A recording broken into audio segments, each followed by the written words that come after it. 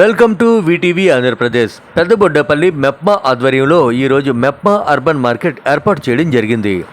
ఈ కార్యక్రమం శాసనసభ స్పీకర్ చింతకాయల అయ్యన్న పాత్రుడు తనయుడు చింతకాయల రాజేష్ చేతుల మీదుగా ప్రారంభించడం జరిగింది. అంతేగాక నర్సీపట్నం టౌన్ తెలుగుదేశం పార్టీ ప్రధాన కార్యదర్శి గౌరెడ్డి వెంకటరమణ పార్టీ శ్రేణులతో కలిసి మెప్మా అర్బన్ మార్కెట్ను సందర్శించడం జరిగింది.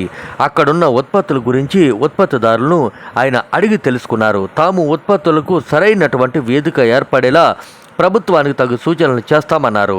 అక్కడ ఉన్న తినుబండారాలను అందరికీ కొని పంచారు. కొన్ని రకాల ఉత్పత్తులను ఆయన స్వయంగా వాడుకునేందుకు తీసుకువెళ్లారు. ఉత్పత్తుల యొక్క లాభ నష్టాల గురించి ఆయన ఉత్పత్తిదారులను అడిగి తెలుసుకున్నారు.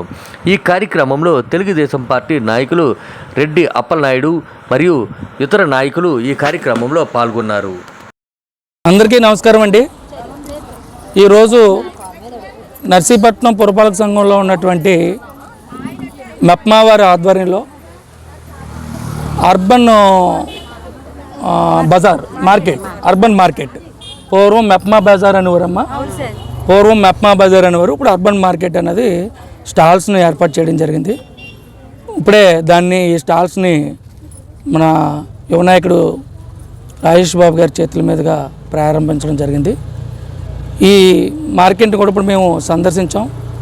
చూస్తే చాలా ఆహ్లాదకరంగా మంచి ఫుడ్ అంటే యాక్చువల్గా మనం చూస్తుంటే బయట షాపుల్లో పెద్ద పెద్ద షాపుల్లో కొంటే వాళ్ళు ఏ విధంగా చేస్తున్నారో ఏంటో తెలియని పరిస్థితి.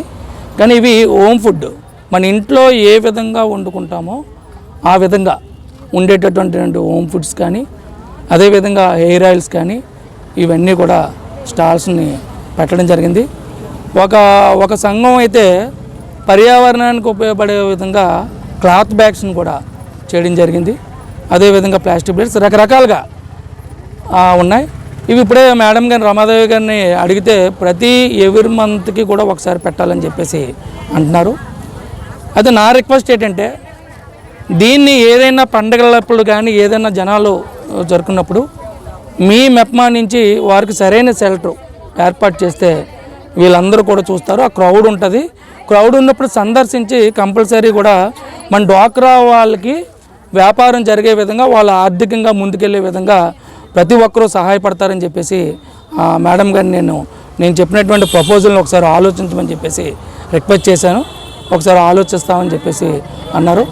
ఏదైనా మంచి కార్యక్రమంలో పాల్గొన్నందుకు నాకు చాలా సంతోషంగా ఉందని చెప్పేసి ఈ సందర్భంగా నేను తెలియజేస్తూ, ప్రతి డ్వాక్రా మహిళ కూడా ఆర్థికంగా ఎదగాలని చెప్పేసి ఆ భగవంతుని, అదేవిధంగా మంచి కస్టమర్స్ని కూడా ఇవ్వాలని చెప్పేసి కోరుకుంటూ నాకు ఈ అవకాశం ఇచ్చినటువంటి మెప్మా వారికి ధన్యవాదాలు.